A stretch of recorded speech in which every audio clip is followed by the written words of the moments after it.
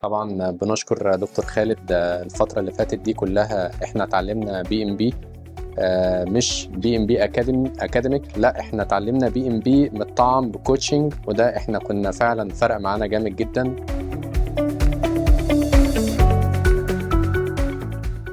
دكتور خالد الفترة اللي فاتت دي فتح دماغنا على حاجات كتيرة جدا في الشغل. احنا يمكن كنا شغالين بروجكت مانجمنت بس بطريقة مش احترافية. اتعلمنا الفترة اللي فاتت وطبقنا واحنا شغالين. الحاجات دي فرقت معانا جامد جدا، ولما اشتغلنا بايدينا الموضوع فرق. طبعا الموضوع مش هو مذاكرة، لا الموضوع هو ممارسة. فاحنا الحمد لله الفترة اللي فاتت الاكسرسايز اللي كنا بناخدها وحضرناها علشان نناقش المشروع في الاخر خالص، التيم بقى خارج كل واحد اشتغل في حاجة علمت معاه وسمعت معاه.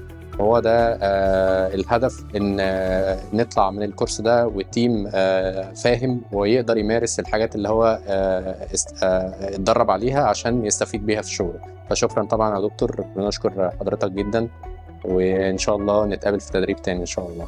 شكرا.